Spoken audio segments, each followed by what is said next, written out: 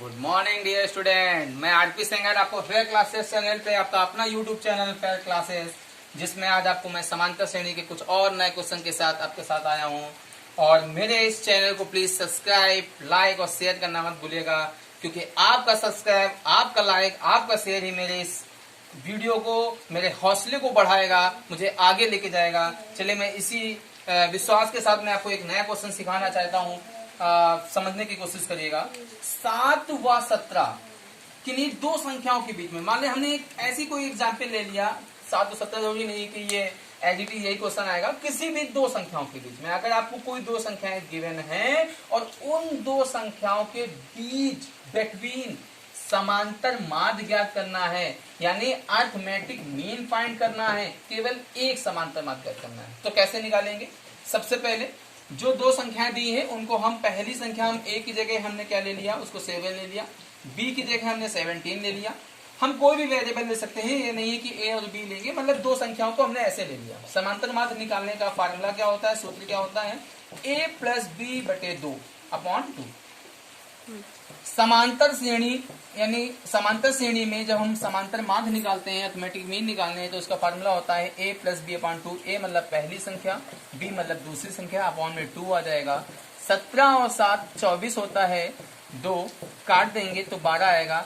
इस तरह से किन्हीं दो संख्याओं के बीच का एक समांतर माध्य हम ऐसे ज्ञात करेंगे। जब किन्हीं दो संख्याओं के बीच का समांतर माध्य हमको निकालना होगा, बच्चों ध्यान से देखिएगा, किन्हीं दो संख्याओं के बीच में ये नहीं कि हम एक ही समांतर माध्य निकाल सकते हैं, हम कई सारे समांतर माध्य निकालेंगे। मैं अपने नेक्स्ट क्वेश्चन में आपको यही सिखाऊंगा।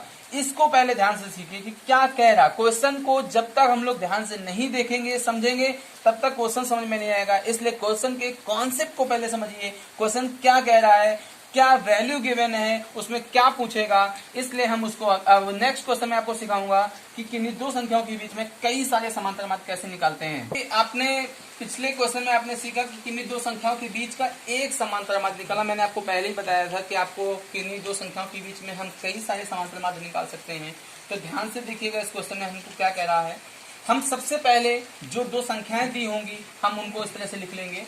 हम उसके बाद क्या देखेंगे कि उसके बीच में हमको 4 समांतर माध्य निकालने हैं, 4 अर्थमेटिक मीन निकालना है। तो अर्थमेटिक मीन को हम a से रिप्रेजेंट करते हैं, तो हमने मान लिया a1, a2, a3 और a4। इस तरह से ये दो संख्याएं हैं, दो संख्याओं के बीच में ये 4 समांतर माध्य, इन्हीं को हमको फाइंड करना है, इन्हीं को हमको ज्ञात करना है। क्वेश्चन को ध्यान से समझ के चलिएगा।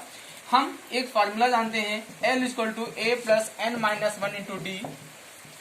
L लास्ट टर्म को रिप्रेजेंट करेगा, a फर्स्ट टर्म को रिप्रेजेंट करेगा, n पदों की संख्या होती है। चूंकि हमको कितनी संख्याएं गिवन थी बेटा? बच्चों यहाँ पे हमको सिर्फ दो संख्याएं गिवन है और दो संख्याओं के बीच में हमको 4 समांतर माध्य निकालना है, यानी दो संख्याएं पहले से दी हैं और 4 हमसे पूछ रहा है। तो कुल कितनी संख्याएं हो गई?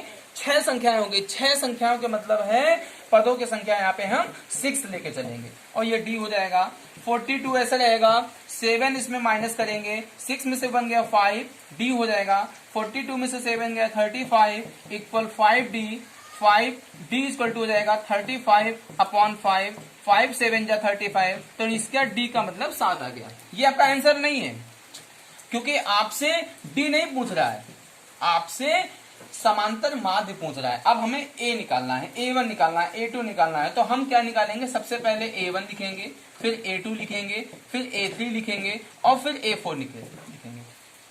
हमेशा ध्यान रखिएगा, जिस तरह से हम ये जानते हैं कि किन्हीं दो संख्याओं के बीच में, किन्हीं दो संख्याओं के बीच का अंतर सार्वंतर हमारा कॉमन डिफरेंस d कहलाता है, ठीक उसी तरीके से हम समांतर मान निकालने में सबसे पहली संख्या जो हमको दी गई होगी उसमें हम d को जोड़ देंगे। d जो हमने निकाला है उसको हम जोड़ देंगे, तो उससे हमारा पहला समांतर माध्य निकल के आ जाएगा।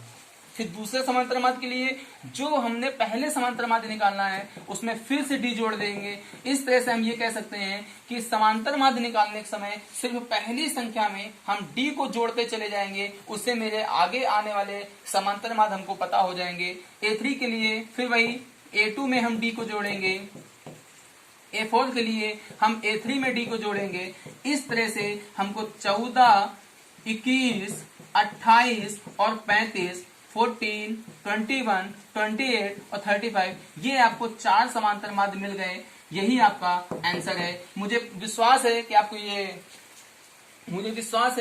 क्वेश्चन जरूर समझ में आया होगा। प्लीज मेरी वीडियो को लाइक शेयर करना मत भूलिएगा। सब्सक्राइब करिए मेरे चैनल को। मेरा चैनल है फेयर क्लासेस।